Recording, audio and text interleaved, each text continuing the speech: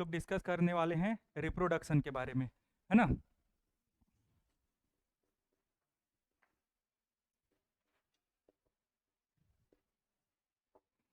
आज इस टॉपिक का हम लोग जानेंगे कि हाउ टू ऑर्गेनिज्म रिप्रोड्यूस, है ना। तो रिप्रोडक्शन मीन्स ये है कि every organism have tendency to reproduce and create new organism similar. ठीक है, मतलब कोई भी ऑर्गेनिज्म ऐसा है जो अपने ही समान दूसरे एनिमल्स का फॉर्मेशन करता है, उसी का हम लोग अदर हैंड में क्या बोलेंगे, अदर वर्ड में क्या बोलेंगे, रिप्रोडक्शन बोलेंगे। ठीक है, हमको पता है कि ऐसा कोई भी एनिमल नहीं है जो इस पृथ्वी पर परमानेंट है। ठीक है, हर एक का अपना टाइम स्पेंड है, अपना लाइफ साइकिल है ना। उस टाइम पे उन लोग क्या करेंगे, ग्रो करेंगे, अपना रिपेयरिंग कराएंगे, डेवलपमेंट करेंगे। ठीक है, इन सारे प्रोसेस में रिप्रोडक्शन भी एक मोस्ट इंपॉर्टेंट पार्ट होता है। क्लियर है। तो ये जो रिप्रोडक्शन वाला जो चैप्टर है, इसमें रिप्रोडक्शन हम दो टाइप के मोड देखते हैं, एक तो सेक्सुअल रिप्रोडक्शन और एसेक्सुअल रिप्रोडक्शन। लेकिन हमारा जो बॉडी होता है वो भी तो हमेशा परमानेंट डिवाइड करते रहते हैं, जैसे हम लोग ग्रो करते हैं, वो भी जैसे हम उसको सेल डिवीजन के टर्म में जानते हैं, तो ये भी एक प्रकार का क्या है, रिप्रोडक्शन होता है। और ये जो रिप्रोडक्शन होता है वो हमारे बॉडी ग्रोथ के लिए कराता है। कंटिन्यूअसली इसमें रिप्रोडक्शन होगा, हम ग्रो करेंगे, हमारे बॉडी का रिपेयरिंग होगा। ऐसा ही इस पृथ्वी पर या इस अर्थ पे जो भी एनिमल है वो अपने एक्जिस्टेंसी को बनाए रखने के लिए, ठीक है, अब कोई तो परमानेंट है नहीं यहाँ, यहाँ परमानेंट रहने के लिए अमर होना पड़ेगा ना, लेकिन ऐसा कोई परमानेंट नहीं है। तो जब परमानेंट नहीं है तो इसका जो भी जीन होगा वो वहीं पर खत्म हो जाएगा। तो इसीलिए नेचर ने ऐसा डिजाइन करा है कि कोई भी एनिमल अपने जीन को आगे ट्रांसमिट करेगा। क्लियर है। तो दुनिया में पाए जाने वाले हर एक एनिमल में रिप्रोडक्शन की प्रोसेस होती है। हमने उस दिन एसेक्सुअल रिप्रोडक्शन के बारे में बात नहीं करा था, सेक्सुअल रिप्रोडक्शन के बारे में बात कर लिया है। ठीक है, हाँ, यहाँ पर डिपेंड करता है कि ऑर्गेनिज्म किस टाइप के हैं। ठीक है, अब किस टाइप के ऑर्गेनिज्म है और वो किस प्रकार से रिप्रोडक्शन करेंगे वो तो उनके टाइप पर डिपेंड करता है। कुछ माइक्रोब्स होते हैं, है ना, कुछ छोटे एनिमल होते हैं, कुछ कीट होते हैं, उनमें भी रिप्रोडक्शन होता है। देखे हो ना, आसपास अगर हम लोग जितने भी एरिया में देखें तो छोटे छोटे कीड़े मकोड़े से लेकर बड़े बड़े एनिमल का एक ही जैसे दूसरा हमको मिलते चले जाते हैं। ऐसा क्यों होता है? क्योंकि हमारे पृथ्वी में लगातार सर्वाइवल होते रहे और एनिमल कभी भी खत्म ना हो, इस वजह से। जैसे मेरा लाइफ टाइम है 70 ईयर मान के चलते हैं, ठीक है, तो मैं 70 ईयर में मेरा लाइफ टाइम खत्म होगा तो मेरा जीन कहाँ जाएगा? उसको किसी न किसी तरीके से मेरे को इस पृथ्वी पर तो रखना पड़ेगा ना। तो वो प्रोसेस है रिप्रोडक्शन। ठीक है, यही वो प्रोसेस है जिसके थ्रू मैं अपने ही समान अपने पूरा जीन को या डीएनए को, अपने कॉपी को उसमें ट्रांसफर करूंगा। क्लियर है। और मेरे ही समान किसको पैदा करूंगा मैं? एक ऑफ स्प्रिंग को। सेक्सुअल रिप्रोडक्शन हमने पहले देख लिया है, आज हम लोग देखने वाले हैं एसेक्सुअल रिप्रोडक्शन। तो दो टाइप के मोड देखते हैं हम लोग, एक होता है सेक्सुअल रिप्रोडक्शन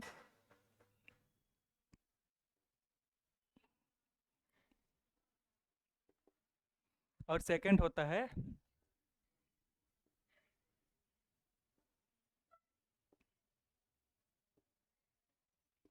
रिप्रोडक्शन। ठीक है, इसके बारे में हमने पहले ही डिस्कस कर रखा है। आज हमको देखना है किसके बारे में? Asexual reproduction. सेक्सुअल रिप्रोडक्शन के बारे में हमने इतना ही जाना है कि इसको जब भी रिप्रोडक्शन करे रहेगा, सेक्सुअली रिप्रोड्यूसिंग जो ऑर्गेनिज्म होता है उनको रिप्रोडक्शन के लिए ऑलवेज किसकी जरूरत पड़ता है? रिप्रोडक्टिव सिस्टम की या रिप्रोडक्टिव ऑर्गन्स की जरूरत पड़ती है। लेकिन एसेक्सुअल रिप्रोडक्शन में ऐसा नहीं होता। ठीक है, जैसे अगर हम लोग एसेक्सुअल रिप्रोडक्शन की बात करें तो इसमें सबसे पहला चीज तो ये, इसमें किसी भी प्रकार की गैमिट की जरूरत नहीं पड़ती। क्लियर है। हमने जब सेक्सुअल रिप्रोडक्शन देखा था तो उस समय ये देखे थे कि इसके लिए गैमिट फॉर्मेशन करना नेसेसरी होता है, बहुत इंपॉर्टेंट होता है। लेकिन अगर हम एसेक्सुअल रिप्रोडक्शन की बात करें तो इसमें इसका किसी भी चीज की जरूरत नहीं पड़ती इस तरीके के। ठीक है, ना ही रिप्रोडक्टिव ऑर्गन की, ना ही गैमिट्स की, ना ही मेल एंड फीमेल की। ठीक है, जो एसेक्सुअल रिप्रोडक्शन करते हैं वो अपने ही बॉडी पार्ट से दूसरा बॉडी पार्ट को बना सकते हैं। क्लियर है। अब वो डिपेंड करता है अलग अलग टाइप का एनिमल। ठीक है, तो ये रिप्रोडक्शन भी अलग अलग टाइप के एनिमल के अकॉर्डिंग अलग अलग टाइप के होते हैं।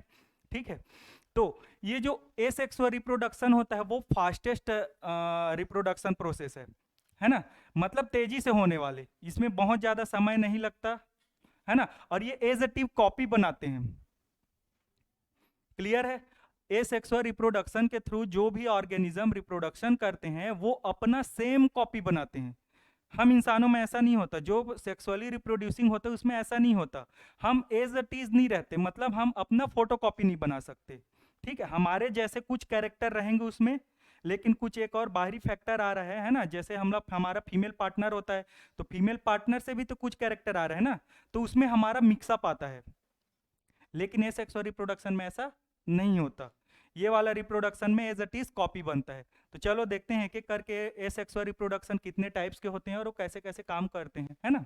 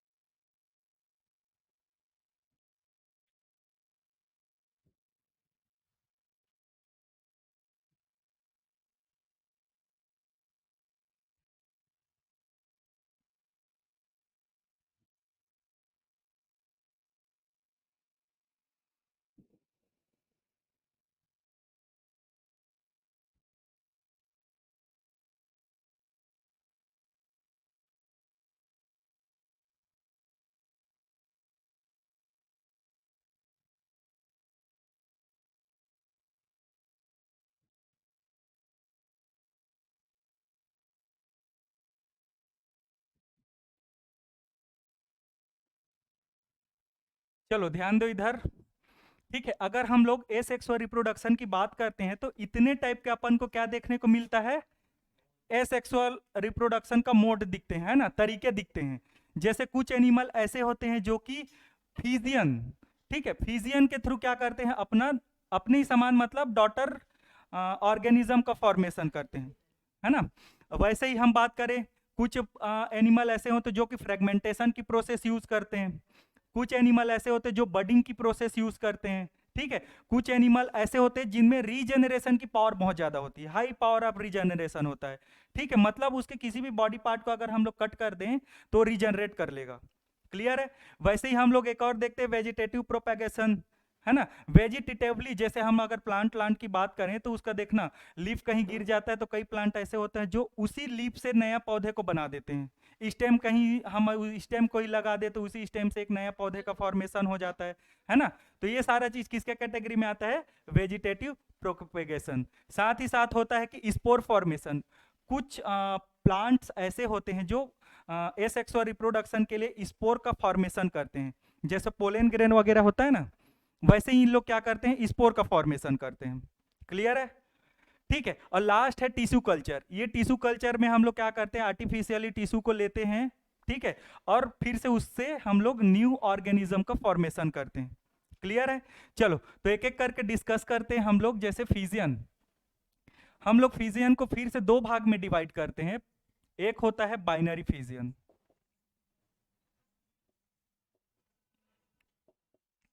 और एक होता है मल्टीपल। चलो इसको लिख लो पहले।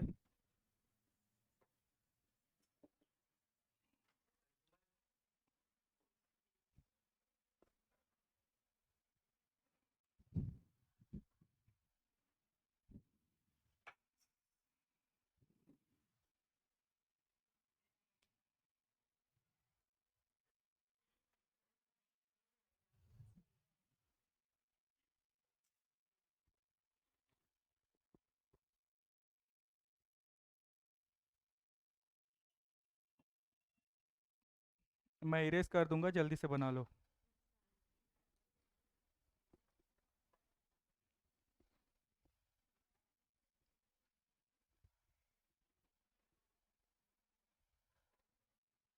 चलो बनाओ फटाफट।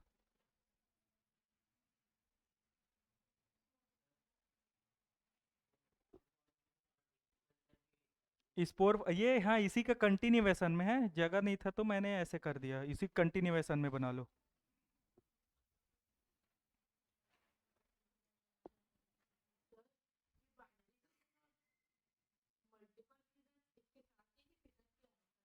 फिजियन का सब टॉपिक है वो। बनाओ फटाफट बनाओ, फिर एक एक करके डिस्कस करेंगे, सब क्लियर हो जाएगा।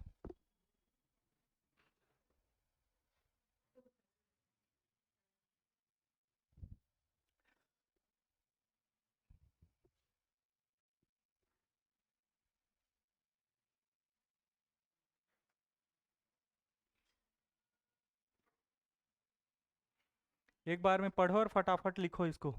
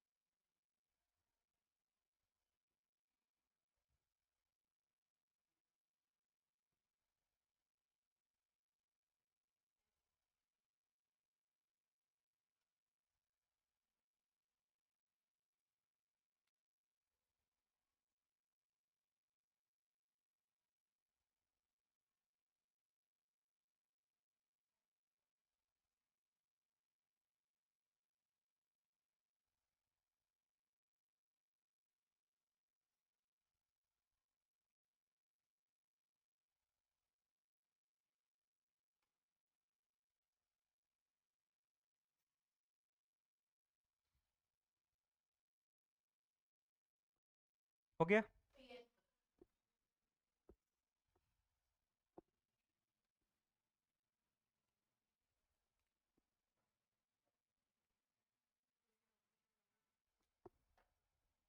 चलो मिटा दूं इसको।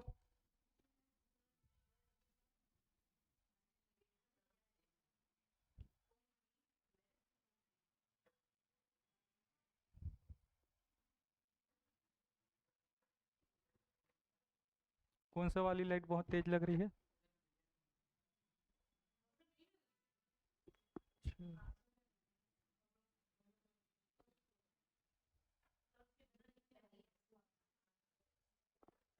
चलो हो गया। बाइनरी फिजियन, मल्टीपल फिजियन, ये फिर से आएंगे तो लिख लेना, ठीक है।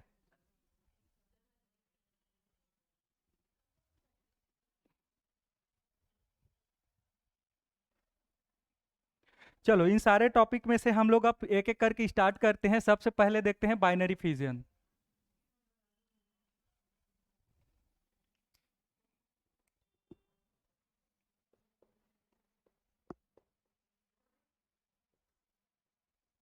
ठीक है, फिजियन के अंतर्गत सबसे पहला कौन आता है? Binary fission. ठीक है, तो बाइनरी फिजियन के बारे में देखते हैं।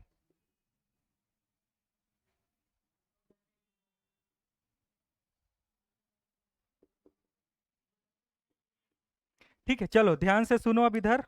बाइनरी फिजियन, हमको अगर नाम को ही देखे तो इसके नेम से स्पष्ट हो रहा है, बाई बाई मतलब हम लोग ऑलवेज क्या लेते हैं? Two part. तो इसमें जो पेरेंट सेल होता है बाइनरी फिजियन में, जो पेरेंट होता है या पेरेंट जो ऑर्गेनिज्म होता है, वो ऑलवेज अपने ही समान या आइडेंटिकल क्या बनाता है? दो डॉटर ऑर्गेनिज्म का फॉर्मेशन करता है ना। हम यहाँ पर पूरे एनिमल की बात कर रहे हैं, सेल की बात नहीं कर रहे हैं। ठीक है, तो डॉटर ऑर्गेनिज्म, क्लियर है। और वो आइडेंटिकल होंगे। जैसे इसका एग्जांपल हम लोग देख सकते हैं, अमीबा। सुने हो अमीबा के बारे में? ठीक है, तो ये जो अमीबा है ये ऐसा ऑर्गेनिज्म है, क्या करता है ये? बाइनरी फिजियन के थ्रू अपना रिप्रोडक्शन करता है। क्लियर है?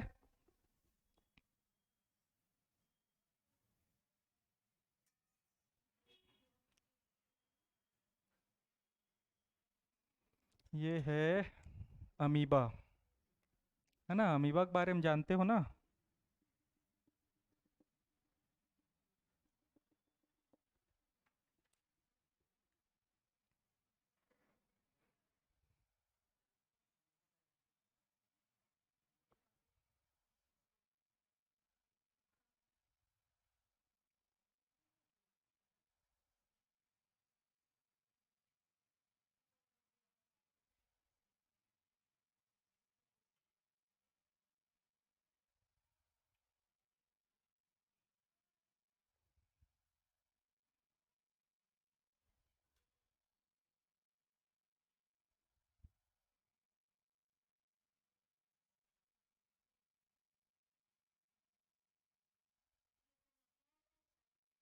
एरो देखो ना।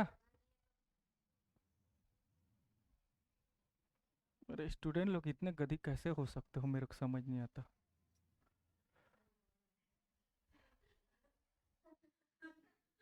हाँ, तो क्या? सही सोचेगा ना, जो हो सो हो। कैसे?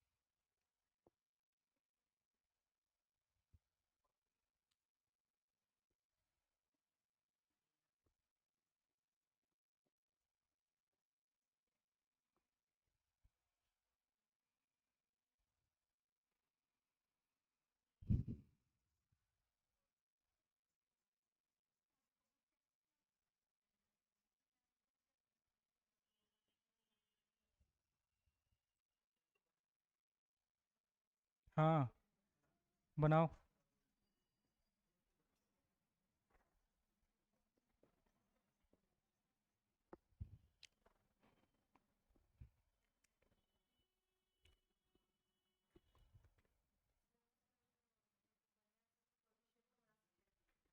हाँ,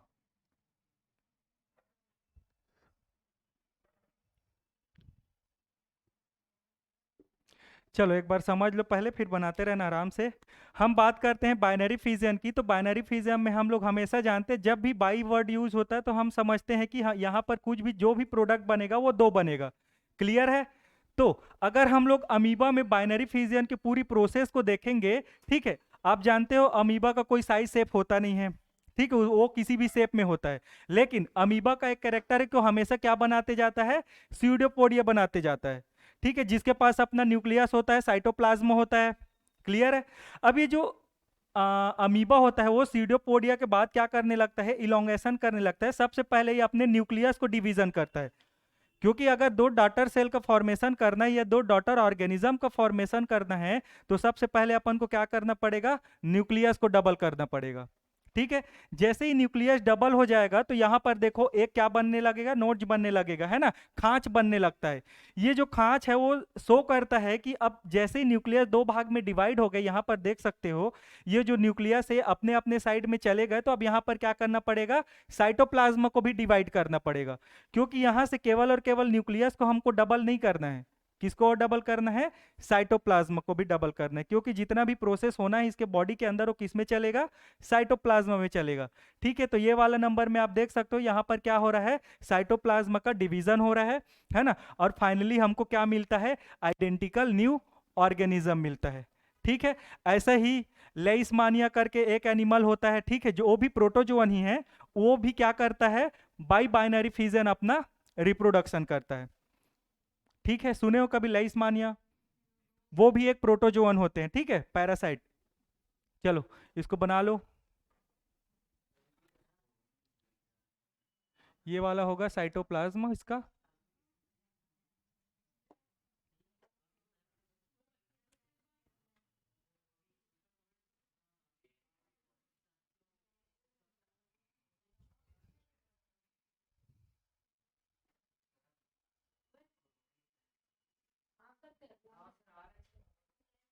इसको बनाओ पहले, फिर बात करते हैं।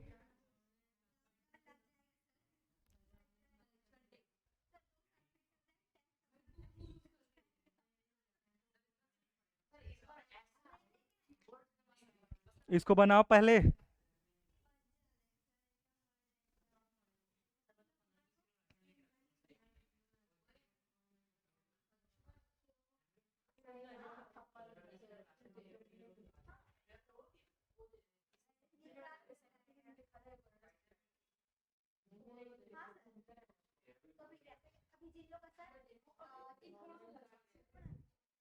इसको बना लो पहले, बाद में डिस्कस कर लेंगे।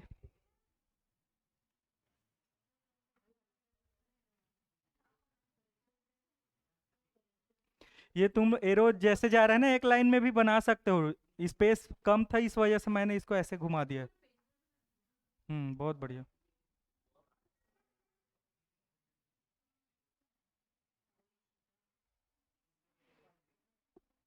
हो गया सबका।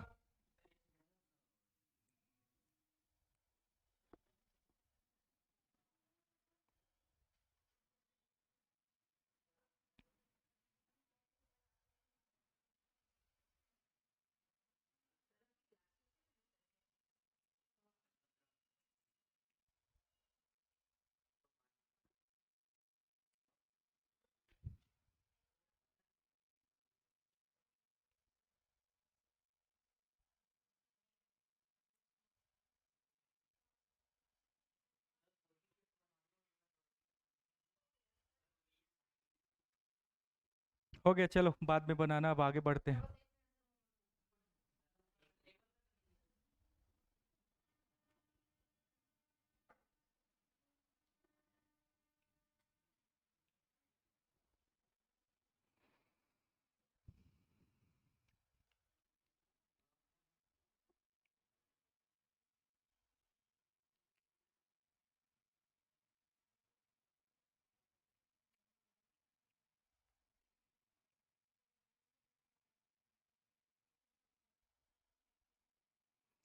अगर यहाँ ध्यान दो थोड़ा सा, अगर हम लोग बाइनरी फिजियन में, मतलब एस एक्स वाई रिप्रोडक्शन में बाई बाइनरी फिजियन हम लोग रिप्रोडक्शन को देखेंगे, तो बाइनरी फिजियन में एक टाइम में दो ऑर्गेनिज्म का फॉर्मेशन होगा। जैसे हमारे बॉडी का वो सेल डिवीजन होता है ना, एक सेल से दूसरा कोशिका बनता है तो एक से दो बनते हैं, वैसे ही इसमें भी, लेकिन ये प्योर आइडेंटिकल होंगे, ठीक है, फोटोकॉपी होगा उसका। हाँ, तो देखो इतना कॉम्प्लेक्स है कि अमीबा जैसे चीज, इतना छोटा सा जीव है ना, छोटा सा एनिमल है, वो कितना कॉम्प्लेक्स काम करता है कि नहीं। फाइनरी फिजन इतना लंबा चौड़ा प्रोसेस करता है और जाकर अपने आप को फिर से रीजनरेट करता है ना, मतलब अपने आप को रिक्रिएट करता है, फिर से नया बनाता है। हाँ, तब तो समझ में आएगा ना, न्यू ऑर्गेनिज्म बना हुआ है इसका, या डॉटर और डॉटर ऑर्गेनिज्म। हो गया ना।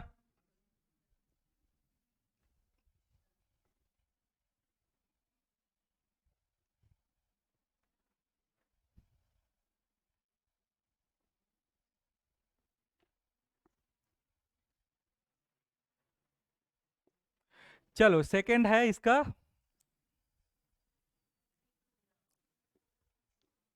मल्टीपल फिजियन,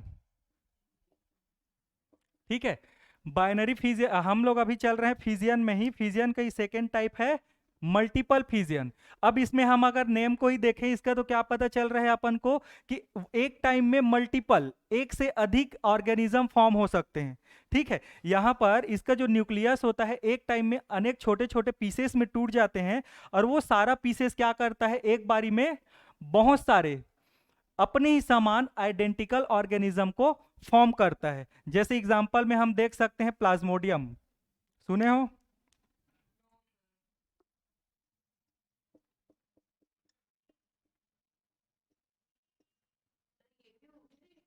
हाँ, ये भी प्रोटोजोअन ही है। प्लाज्मोडियम की अगर बात करें तो ये भी प्रोटोजोअन ही है। ये जो प्लाज्मोडियम होता है वो हमारे बॉडी में मलेरिया फैलाते हैं। इसका मतलब जो प्लाज्मोडियम होता है वो मच्छर के अंडे होते हैं। समझ में आया? जो मच्छर होते हैं ना उसी के अंडे को हम लोग क्या बोलते हैं? प्लाज्मोडियम। उनके अंडे बोल दो या फिर लार्वा बोल दो। क्लियर है? तो जब ये मल्टीप्लिकेशन करते हैं या फिर रिप्रोडक्शन करते हैं तो वो इस टाइप का संरचना बनाते हैं।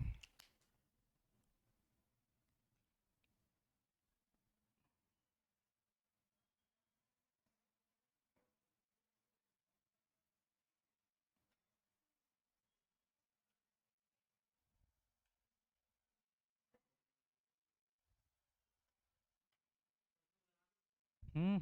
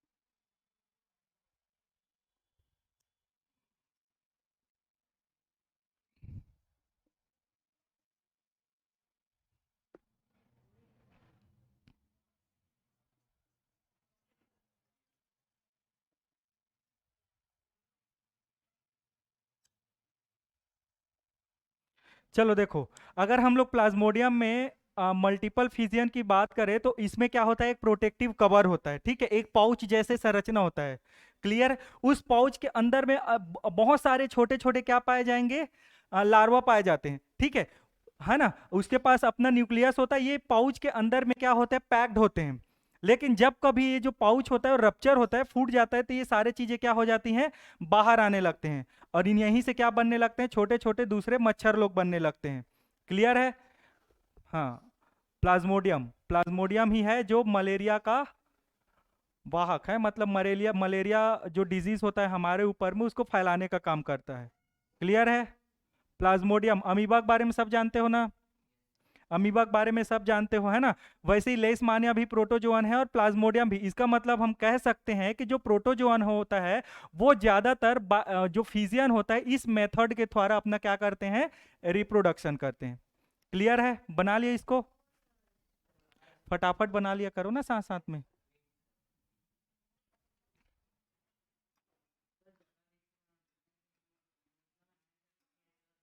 जल्दी जल्दी बनाओ, अभी बहुत बचा है इसमें। अभी तो केवल हम लोग फिजन को देख रहे हैं। हम्म।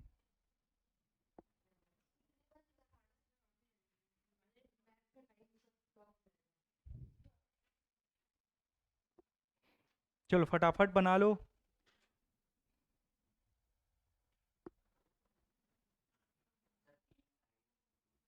बाद में बना लेना तो।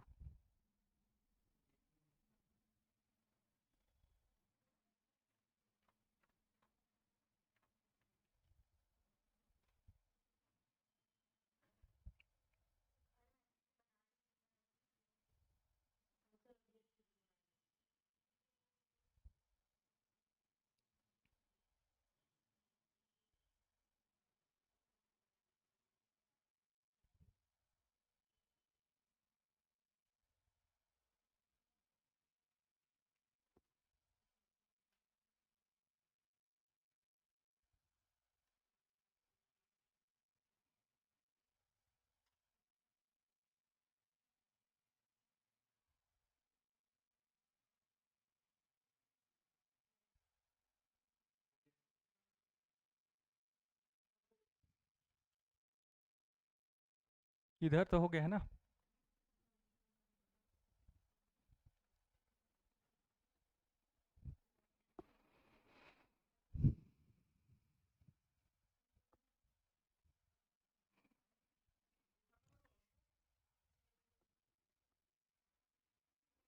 चलो हम लोग बात करते हैं नेक्स्ट, फ्रेगमेंटेशन।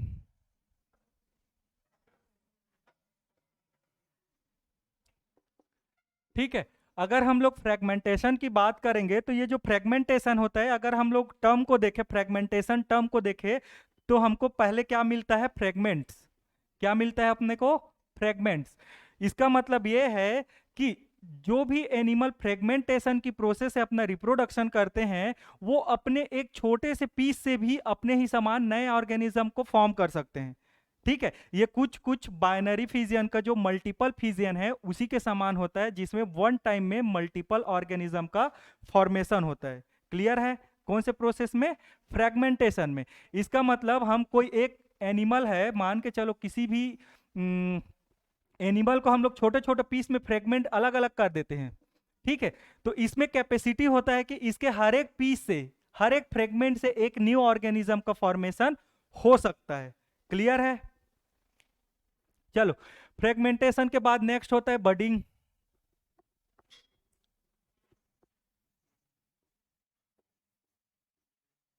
बडिंग सबसे कॉमन रिप्रोडक्शन है एसेक्सुअल का। ठीक है, अब यहां पर बडिंग, बडिंग को हम लोग फिर से वही है, अगर हम लोग टर्म की बात करें तो टर्म में सबसे पहले अपन को क्या मिल रहा है? यहां पर बड। इसका मतलब यह है कि जो ऑर्गेनिज्म बडिंग के थ्रू अपना रिप्रोडक्शन करते हैं, वो अपने बॉडी में क्या फॉर्म करेंगे? सबसे पहले एक छोटा सा बड आउटग्रोथ के रूप में फॉर्म करेंगे।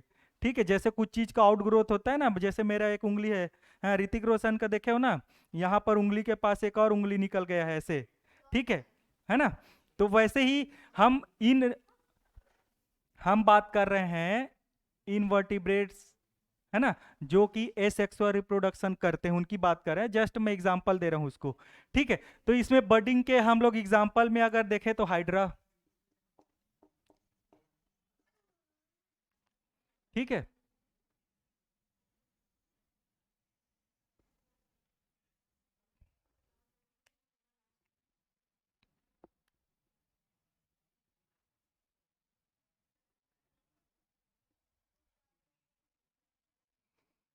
तो हाइड्रा ऐसे ही रहता है।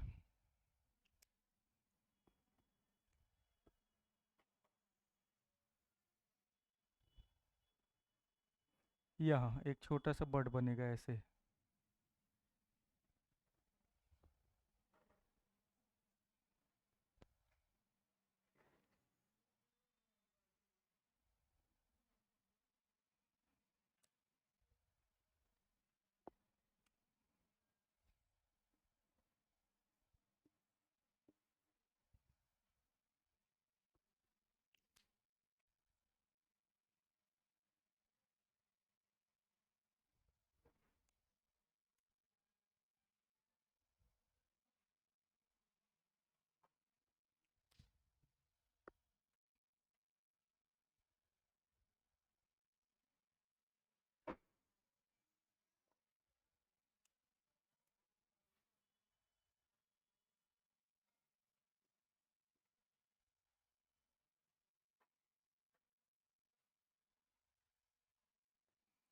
ठीक है, देखो, अंडर फेवरेबल कंडीशन, अगर हम लोग बात करेंगे किसकी? Under favourable condition.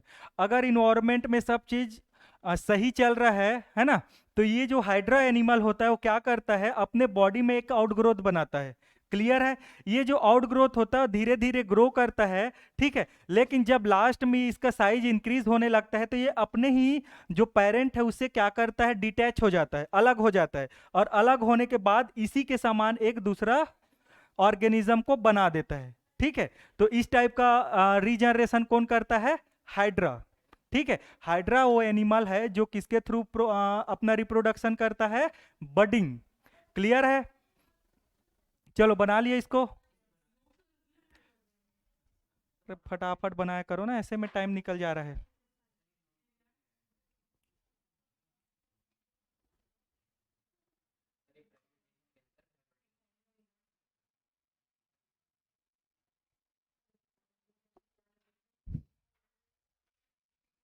इधर बैठ जाओ तो थोड़ा।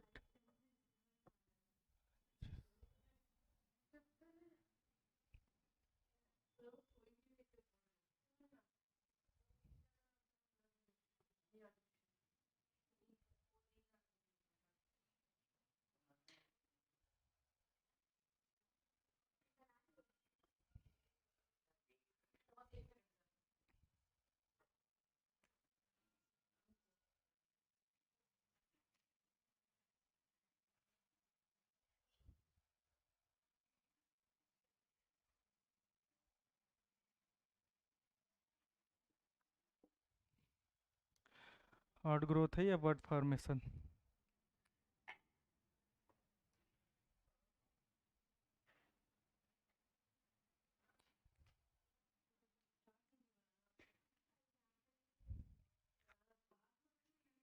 चलो ठीक है, बाद में बनाना। हो गया ना?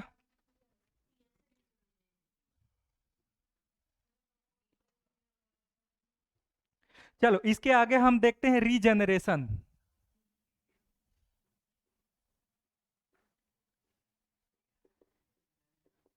रीजनरेशन,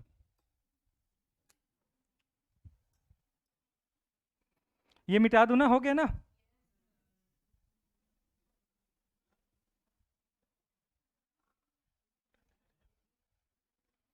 चलो इसका एग्जांपल है प्लेनेरिया।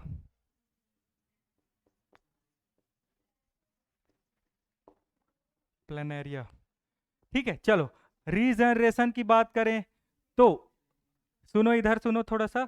रीजनरेशन की अगर बात करें तो ये रीजनरेशन वह प्रोसेस है, यह प्रोसेस है जिसमें कोई भी एनिमल अपने किसी भी पार्ट से, अलग हुए पार्ट से अपने न्यू ऑर्गेनिज्म या फिर अपने बॉडी, जो रिमेनिंग बॉडी पार्ट होता है उसको फिर से बना सकता है। इसका सबसे जीता जागता उदाहरण हम लोग हमेशा अपने घर में देखते हैं, छिपकली। जो अपने घर में लाइट के पास दिखता है ना, छिपकली, देखना वो अक्सर क्या करता है, अपने पूंछ को गिरा देता है। क्लियर है? हाँ, गिरा देता है। वो पूंछ को इसलिए गिराता है ताकि वो शिकार से बच सके। क्लियर है? तुम अगर उसको डराने की कोशिश करोगे ना, तो तुमको डराने के लिए अपने पूंछ को गिरा देता है। और हाँ, पूंछ गिर जाता है उसका। उसको हल्का सा पकड़ के खींच दोगे तो उसका पूंछ गिर जाता है। उसके बाद उस छिपकली में दोबारा से न्यू पूंछ का फॉर्मेशन हो जाता है। समझ में आया? ऐसे ही काटने की जरूरत नहीं, हो अलग हो जाता है, वो अपने से अलग कर सकता है ना? छिपकली जो होता है, जो हमारे घर में पाया जाता है, वो वाले छिपकली की बात कर रहे हैं हम लोग, है ना? उसमें ये कैपेसिटी होता है कि वो अपने पूंछ को अपने मर्जी से गिरा सकता है। समझ में आया? हाँ, अगर वो उसको लग रहा है कि उसको किसी से खतरा है या कोई उसका शिकार करने की कोशिश कर रहा है, तो पूंछ को गिराकर अपना क्या करता है, डिफेंड करता है।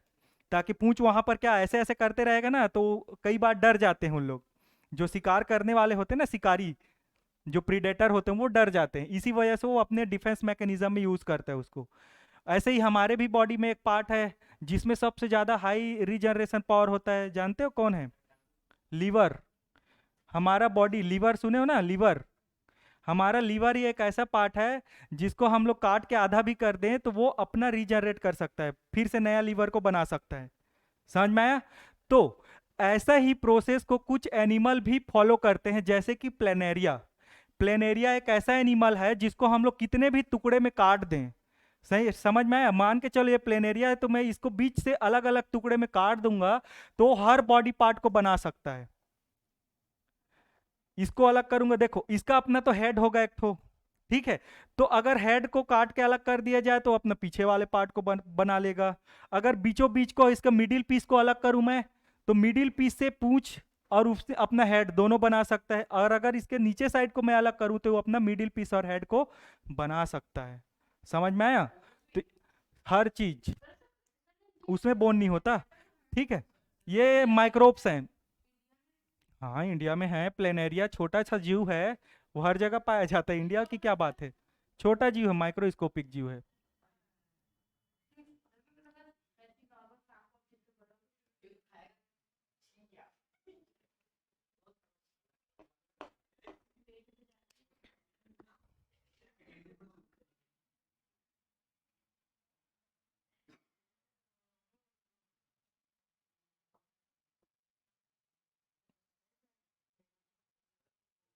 देखो ऐसा दिखाई देता है प्लेनेरिया। अब मैं इसको यहां से कट कर दूं या यहां से कट कर दूं, कहीं से भी हम कट कर दें तो ये क्या कर सकता है, अपने पूरे बॉडी को बना सकता है।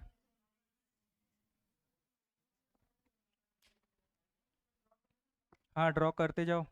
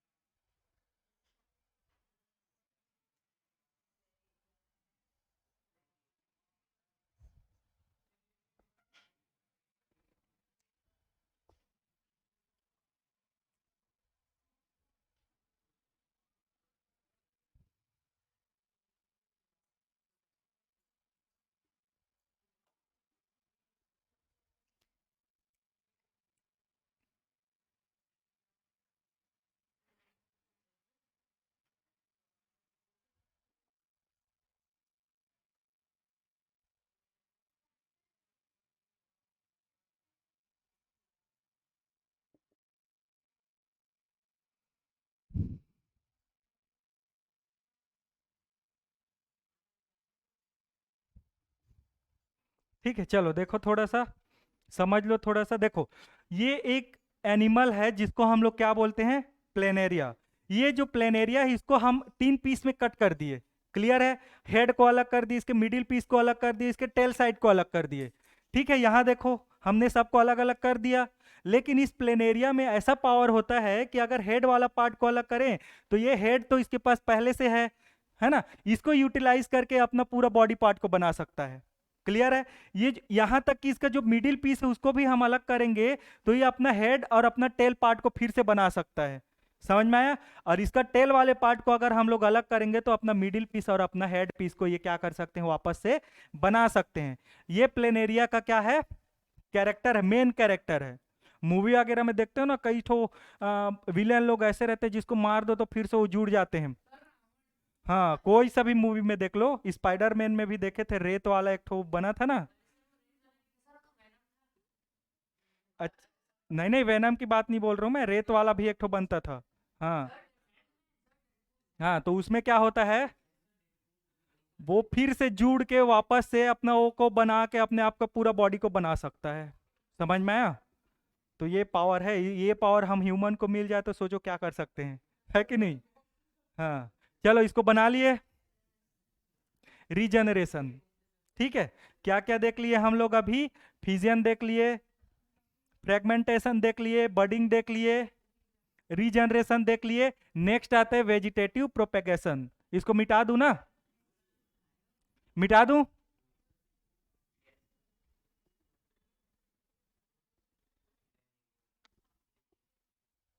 नेक्स्ट है अपना वेजिटेटिव प्रोपेगेशन।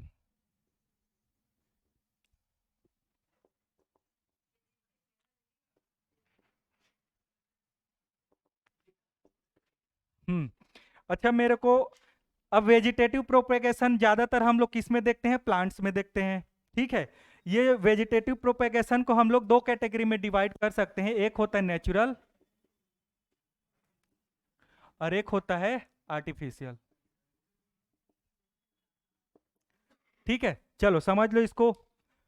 सब लोगों, हम सब कभी ना कभी ये देखे हैं कि किसी, जैसे हम सबसे अच्छे एग्जांपल लेते हैं गुलाब को। गुलाब के डंठल को अगर हमने कट करा, गमले में लगाया, तो उससे सेम टू सेम नया गुलाब, और जिससे हम लोग अलग करे हैं वैसा ही कलर का गुलाब हमको फिर से वापस मिल जाता है। मतलब वो अपने आप को फिर से जर्मिनेट कर सकता है। तो ये प्लांट में पाए जाने वाला ऐसा कैरेक्टर है जिसमें जैसे हम जानते हैं ना कि सेक्सुअल रिप्रोडक्शन प्लांट में भी होता है, प्लांट में भी मेल एंड फीमेल होता है, लेकिन हर एक प्लांट ऐसा नहीं कर सकता। कुछ प्लांट ऐसा होता है जो वेजिटेटिवली रिप्रोड्यूसिंग होता है, अपने जो बॉडी का नॉर्मल पार्ट होता है ना। जैसे हमारे पास अपना सोमेटिक सेल है, सोमेटिक मतलब हमारे दैहिक कोशिका जो हमारे शरीर को बनाता है, बॉडी को, वैसे ही प्लांट के पास भी लीफ होता है, स्टेम होता है ना। इन सब चीज को यू यूटिलाइज करने के बाद क्या करते हैं, अपने समान न्यू प्लांट को बना सकते हैं। लेकिन नेचुरल, पहले तो ये सब चीज नेचुरल होता था, जैसे कि कोई एक प्लांट है, उसका ब्रायोफिलम बोलते हैं हम लोग, है ना। जो ब्रायोफिलम था उसका लीफ अगर गिर जाता है तो उस लीफ से न्यू प्लांट का फॉर्मेशन हो जाता है। इसको हम लोग लोकल भाषा में पत्थरचट्टी भी बोलते हैं, है ना, लोकल भाषा में बोलते हैं, है ना, उससे पत्थरचट्टी बोलते हैं। ठीक है, हाँ। तो वो नेचुरल प्रोसेस होता है। रनर, रनर जैसे कि ग्रासेस वगैरह को देखे हो ना, तो ये जो ग्रासेस होता है उसका जो स्टेम उसके थ्रू बहता है, मतलब उसके ऊपरी ऊपरी जाता है, किसके, मिट्टी के। तो जहां जहां मिट्टी में वो दब जाता है वहां वहां से न्यू ग्रास उग जाता है, उसके नोड इंटर नोड से। ठीक है, तो ये रनर का जो प्रोसेस होता है वो भी इसी का एक एग्जाम्पल है। ठीक है, हम आर्टिफिशियल की बात करें तो आजकल अपना गमले को बनाने के लिए, अपने घर को सजाने के लिए जो ऑर्नामेंटल चीजें होती है या ऑर्नामेंटल जो प्लांट्स होता है उसको हम लोग रीग्रो कराने के लिए आजकल क्या करते हैं, आर्टिफिशियल वेजिटेटिव प्रोपेगेशन जो मेथड होता है उसको यूज करते हैं। इसके लिए आर्टिफिशियली हम लोग क्या क्या करते हैं, सबसे पहले तो ग्राफ्टिंग करते हैं, है ना। ग्राफ्टिंग करना जानते हो ना? हाँ, एक प्लांट में दूसरे प्लांट को ग्राफ्ट कर देंगे। कटिंग करते हैं, कट करने के बाद उसको हम लोग क्या करते हैं, गमले में लगा देते हैं।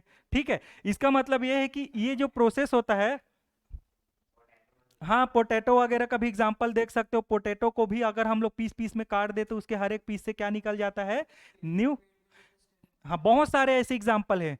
केले को देख लो, शुगर कैन को देख लो, पोटैटो को देख लो, बहुत सारे चीजें ऐसा है जिसको हम लोग देख सकते हैं कि उनमें क्या हो रहा है, वेजिटेटिव प्रोपेगेशन हो रहा है। क्लियर है? किसी को कोई डाउट इसमें? ठीक है। अब हम एक चीज और सुनते हैं, टिश्यू कल्चर। आजकल बहुत ज्यादा ये चलन में है टिश्यू कल्चर। होता क्या है ये टिश्यू कल्चर? नहीं,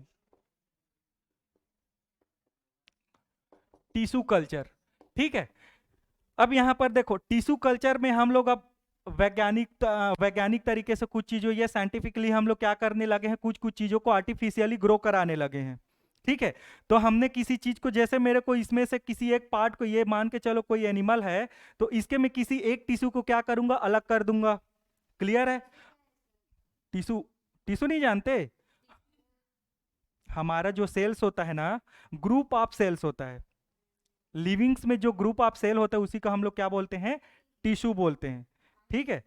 तो इसमें से मैं कोई एक टिश्यू को अलग करके क्या करूंगा, उसको आर्टिफिशियली किसी पेट्री डिश में ले लूंगा। ठीक है। अब उस पेट्री डिश में उसको मैं छोटे छोटे पार्ट में अलग कर दूंगा, और उसको जो जो रिक्वायरमेंट है वो आर्टिफिशियली दूंगा। समझ में आ रहा है? उसको जो नीड है अपना ग्रो कराने के लिए, उन सब चीजों को मैं क्या कराऊंगा, आर्टिफिशियली उसको प्रोवाइड कराऊंगा। तो एक समय ऐसा आएगा या एक टाइम ऐसा आता है जिसमें उसमें छोटा छोटा बड फॉर्मेशन होता है, जिसको बोलते हैं हम लोग कैलस। अब ये जो कैलस बनता है उसको हम लोग अलग अलग करके उसको फिर से ग्रो करा सकते हैं। समझ में आया? तो ये टिश्यू कल्चर है। ये प्लांट में ही नहीं होता, हम एनिमल में भी आजकल होने लगा टिश्यू कल्चर। हाँ, एनिमल में ही आते हैं हम लोग। जो, हाँ, हम एनिमल्स में ही आते हैं। वो एनिमल जानवर वाला एनिमल नहीं, लेकिन हम एनिमल्स के कैटेगरी में आते हैं। अगर बायोलॉजिकली देखेंगे तो दो भाग में डिवाइड करें, एक प्लांट और एक एनिमल। तो क्या तुम प्लांट में आते हो? नहीं, हम एनिमल के कैटेगरी में आते हैं। है ना? हम मूवमेंट कर सकते हैं, अपना इमोशन बता सकते हैं, है ना, one place to another place जा सकते हैं, ये सारा प्रोसेस कर सकते हैं। इस वजह से हम लोग किसके कैटेगरी में आते हैं, एनिमल के। ठीक है। इसका लास्ट बच गया है स्पोर फॉर्मेशन। एसेक्सुअल रिप्रोडक्शन का लास्ट मोड है स्पोर फॉर्मेशन। अब लिखो चाहे मत लिखो, उसको मैं क्या कर सकता हूं, पढ़ना तो तुमको ही है। चलो देखो,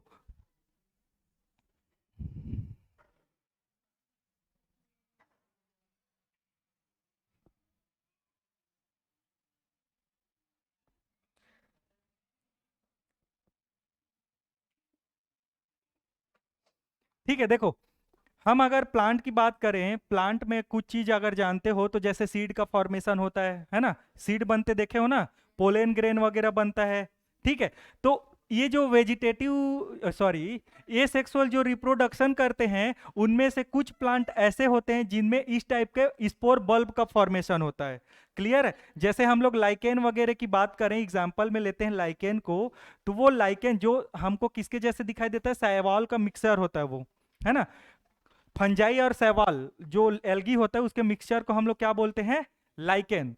तो ये अगर हम लोग लाइकेन को अपने आसपास में देखेंगे, तो ये जो प्लांट है उसके टॉप में एक बल्ब टाइप का अपन को स्ट्रक्चर दिखाई देता है। उस बल्ब में पाउडर जैसे क्या भरा रहता है, या पोलेन ग्रेन टाइप का क्या भरा रहता है, एक स्पोर भरा रहता है। समझ में आया? हाँ। तो ये क्या करते हैं, इसमें बहुत सारी स्पोर भरा हुआ होता है, लेकिन जब फेवरेबल कंडीशन आता है, जब ये ग्रो कर सकता है, ऐसा जब कंडीशन आता है, तो इसका जो बाहरी कोट होता है, ये बल्ब का जो कोट होता है वो क्या हो जाता है, फट जाता है। समझ में आया? और फटने के बाद ये क्या हो जाते हैं, नीचे गिर जाते हैं, और नीचे गिरने के बाद यहाँ पर क्या करने लगेंगे, ये अपने ही समान न्यू प्लांट का फॉर्मेशन कर देंगे। समझ में आया? तो इसका लास्ट है जो क्या करता है, स्पोर बल्ब का फॉर्मेशन करा है, स्पोर बल्ब फॉर्मेशन। ठीक है, जो कि फेवरेबल कंडीशन में क्या करेंगे, अपने आप को ग्रो कराएंगे। तो ये तो हो, हम लोग जितना भी डिस्कस करें, अभी हम लोग किसको बात करें, एसेक्सुअल रिप्रोडक्शन की बात करें। ठीक है। अब यहाँ पर सबको डिफरेंस करना आ जाएगा ना कि एसेक्सुअल रिप्रोडक्शन क्या है और सेक्सुअल रिप्रोडक्शन क्या है। ठीक है।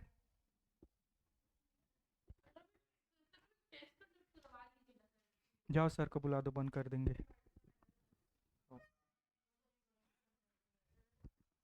चलो इसको बना लो।